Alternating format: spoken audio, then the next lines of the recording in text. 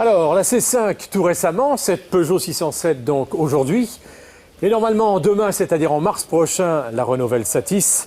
À l'évidence, le haut de gamme français est en pleine refonte, en plein restylage mécanique et esthétique en ce moment. D'où la nécessité de rebattre les cartes et de vous en proposer aujourd'hui avec Cyril Drevet un nouveau comparatif. Décidément, le marché des berlines de luxe se refuse obstinément aux constructeurs français. Avec des ventes en berne pour la Velsatis, la Citroën C5 ou la Peugeot 607, cette génération pourtant prometteuse n'aura pas eu le succès escompté. Mais pour le groupe PSA, il n'est pas question de rendre les armes sans livrer bataille. La C5 vient de s'offrir un nouveau visage et le lion sort les griffes en nous proposant un reconditionnement de la 607. Plus luxueuse, mieux équipée, dotée de nouvelles motorisations, le haut de gamme de Peugeot dispose-t-il enfin des armes suffisantes pour lutter contre la concurrence allemande? S'impose-t-il face à la Velsatis et à la nouvelle C5? Nous l'avons passé sur le grill pour le savoir. C'est principalement la face avant qui profite de ces soins de beauté. Le bouclier est redessiné, les entrées d'air élargies, le logo plus présent et les anti-brouillards cerclés de chrome. Du chrome que l'on retrouve tout autour de la voiture sous la forme de joncs qui soulignent des protections et des pare-chocs désormais intégralement peints dans la couleur de la carrosserie.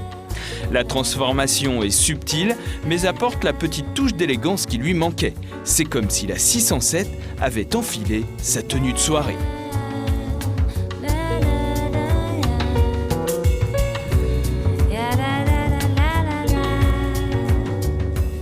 L'habitacle n'est pas en reste, surtout dans cette configuration exécutive PAC.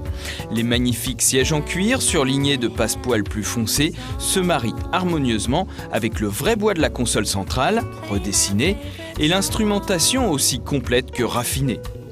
Au premier regard, elle n'a plus rien à envier aux berlines allemandes. En revanche, en y regardant de plus près, les ajustements restent encore perfectibles. Mais ne soyons pas trop regardants, car malgré cela, ce cockpit de luxe est une invitation au voyage. Un voyage court et sans escale si vous optez pour le V6 HDI de 204 chevaux. Le premier 6 cylindres diesel de Peugeot. Biturbo, développé en collaboration avec Ford, ce moteur a fait ses débuts voici quelques mois dans la Jaguar S-Type. Il comble le manque de motorisation puissante dont souffrait la 607. Aussi véloce que peu gourmand, il compose avec un châssis redoutable d'efficacité un duo de premier ordre. Qu'une grande berline puisse bondir de virage en virage avec autant d'agilité, c'est stupéfiant. Son seul défaut, c'est d'être une traction.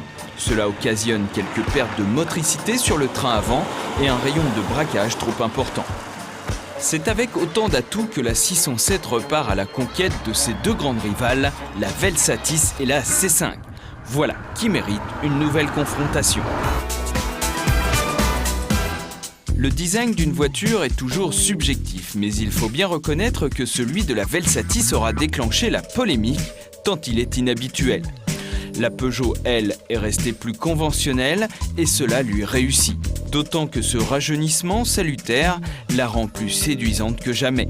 Quant à la C5, l'harmonisation de sa ligne avec la C4 lui donne un coup de jeune sans pour autant en faire un canon de beauté. En termes de style, c'est donc la 607 qui s'impose. Difficile pour le V6 3 litres DCI de la Velsatis de lutter avec le V6 HDI biturbo de dernière génération de la 607. Avec 20 chevaux de moins et une conception plus ancienne, les performances s'en ressentent.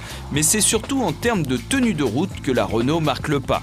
Moins rigoureuse que la 607 dont le châssis est digne d'une voiture de sport, elle privilégie plutôt le confort. À cheval entre deux gammes, la C5, elle, ne dispose pas de V6 diesel pour affronter à armes égales ses deux compatriotes. Notons tout de même son châssis sophistiqué qui lui assure un comportement bien balancé entre confort et sportivité. La Renault se savoure à un train de sénateur, la Peugeot est un pur sang et la C5 joue dans une autre cour. C'est donc la 607 qui récolte tous les suffrages en termes de comportement. Au final, en privilégiant le plaisir de conduite et une ligne plus classique, les ingénieurs de chez Peugeot ont réussi une voiture beaucoup plus consensuelle que la Velsatis qui, elle, s'adresse surtout aux amateurs de voitures décalées. Reste le cas de la C5 qui, en attendant la future C6, assure l'intérim du haut de gamme chez Citroën. Ce n'est donc pas vraiment une concurrente pour la 607 qui s'impose pour l'instant comme le vaisseau amiral de la production française tout en se rapprochant des standards allemands. Bien équipée, correctement positionnée en termes de prix, elle dispose désormais de tous les atouts pour relancer ses ventes. Vu du ciel, ça ressemble à un gros paquebot qui se serait échoué aux portes de Paris, à Vélizy. En fait, il s'agit du nouveau centre de style de PSA, Peugeot Citroën. Une ville, un véritable pôle mécanique capable d'accueillir plus de 1000 personnes représentant tous les corps de métier de l'ingénierie automobile. Normalement, on aurait dû le baptiser Centre de style automobile. Et certainement que les dirigeants de PSA ont trouvé ça ringard, du coup ils l'ont baptisé ADN, traduisez Automotive Design Network. C'est à l'Académie française qu'on doit être content en ce moment. Reportage de Laurent Meillot. Sans le savoir, les automobilistes qui empruntent la nationale 118 à l'ouest de Paris passent à côté d'un des bâtiments les mieux gardés de France. Ce bâtiment, c'est le tout nouveau centre de design de PSA Peugeot Citroën à Vélizy. Un site qui regroupe l'ensemble des stylistes des deux marques. D'une surface de 70 000 m² sur 3 niveaux, il a nécessité un investissement de 130 millions d'euros. Le nom de ce bâtiment, ADN pour Automotive Design Network, le nom n'a pas été choisi par hasard. De l'ADN, c'est la base de tout, en fin de compte. Tout ce qui vit vient de l'ADN. C'est la vie, tout simplement. Et la vie d'une société, aujourd'hui, passe peut-être par son design. Pour Turbo, Peugeot nous a ouvert les portes de son centre de style.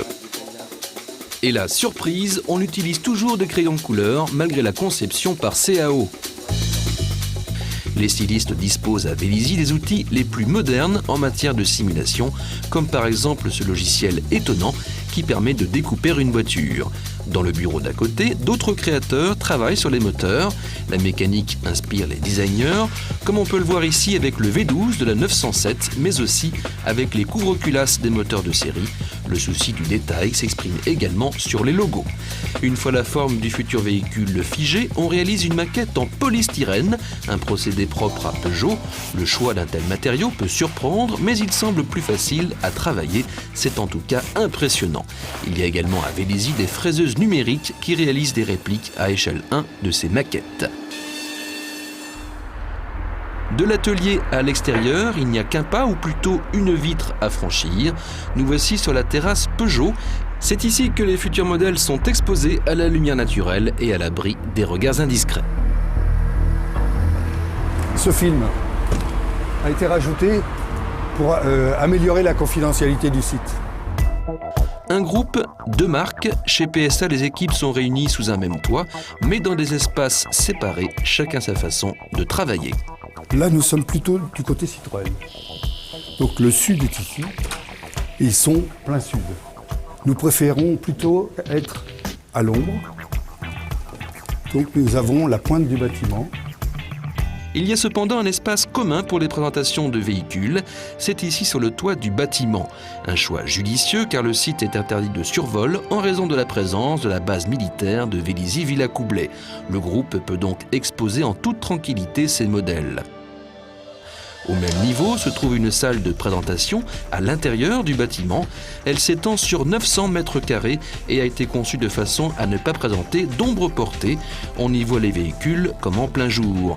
Comme vous le voyez, on peut régler la lumière grâce à un système de volets automatiques. Mais le plus impressionnant est sans aucun doute ce mur de projection. Le système utilisé est unique en Europe.